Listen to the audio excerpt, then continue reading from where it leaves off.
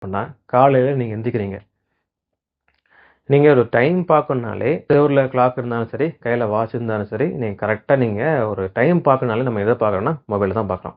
அப்புறம் நீங்கள் ஆஃபீஸ் போகணும் அப்படின்னு நினைக்கிறீங்கன்னா பைக்ஸ், கார்ஸு, அப்புறம் ஆட்டோ, அப்புறம் இல்லைனா பஸ்ஸஸ், இல்லைன்னா ட்ரெயின்.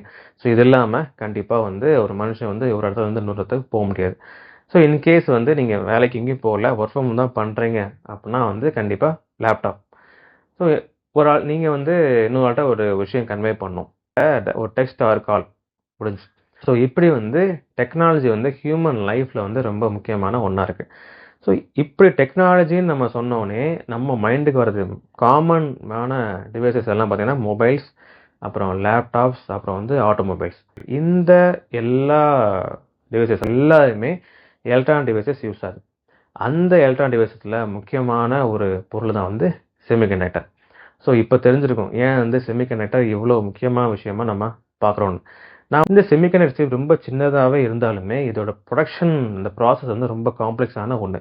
அது மட்டும் இல்லாமல் ரொம்ப எக்ஸ்பென்சிவான ஒரு விஷயம். அது மட்டும் இல்லாமல் அந்த ரூமே வந்து ரொம்ப க்ளீனாக இருந்தால் மட்டும்தான் அந்த ப்ரொடக்ஷனுக்கு ரொம்ப ஏதுவாக இருக்கும். அது மட்டும் இல்லாமல் ஒரு செமிகண்டக்டர் சிப் ப்ரொடியூஸ் பண்ணோம் அப்படின்னா குறைஞ்சது அப்ராக்ஸாக எவ்வளோ பார்த்தீங்கன்னா 70லேருந்து 90 நாட்கள் வந்து ஒரு செமிகண்டக்டர் சிப் ப்ரொடியூஸ் பண்ணுறதுக்கு ஆகும்.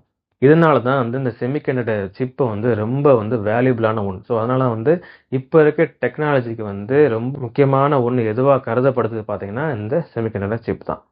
அதனால் நீங்கள் வேர்ல்டு லெவலில் எடுத்துக்கிட்டாலே செமிகண்டக்டர் சிப்போட அந்த டிமாண்ட் வந்து ரொம்ப ஜாஸ்தியாக ஆகிட்டே இருக்குது. ஏன்னா நம்ம வந்து எல்லா விதமான டிவைசஸ்லையும் யூஸ் ஆகிட்டதுனால இந்த டிமாண்ட் வந்து ரொம்ப ஜாஸ்தியாக போயிட்டே இருக்குது.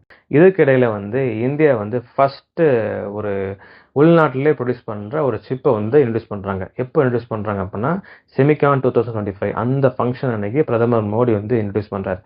ஸோ இப்போ தான் ஃபஸ்ட்டு பண்ணுறாங்களா, இந்தியா வந்து செமிகண்டக்டர் சிப் பண்ணவே இல்லையா அப்படின்னு கேட்டிங்கன்னா அப்படிலாம் இல்லை. இந்தியா வந்து ப்ரொடியூஸ் பண்ணியிருக்கவும் செஞ்சுருக்காங்க, அதே மாதிரி எக்ஸ்போர்ட்டும் பண்ணியிருக்காங்க. கிட்டத்தட்ட ஒரு 2023 டேட்டா படி அரௌண்ட் $2.07 பில்லியன் அளவுக்கு எக்ஸ்போர்ட் பண்ணியிருக்காங்க.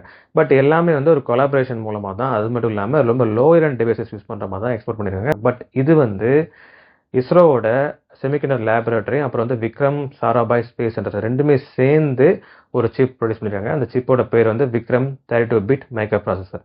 எங்கெல்லாம் யூஸ் ஆகுனா ஸ்பேஸ் மிஷன்ஸ், அப்புறம் வந்து ஏரோஸ்பேஸ் டெக்னாலஜிஸ், அப்புறம் வந்து டிஃபென்ஸ் சிஸ்டம், இந்த மாதிரி வந்து முக்கியமான ஏரியாஸ், ரொம்ப ஹை லெவல் ஏரியாஸில் எல்லாமே இந்த சிப்பை யூஸ் பண்ணிக்கலாம் அந்த மாதிரி சொல்லியிருக்காங்க.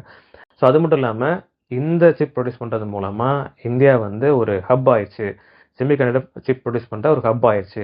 அதனால் வந்து இன் ஃபியூச்சரில் செமிகண்டக்டர் சிப் எந்த நாடுகளுக்கும் தேவைப்பட்டாலுமே இந்தியாவை பெட் பண்ணலாம் அந்த மாதிரி அவர் சொல்லியிருக்காரு.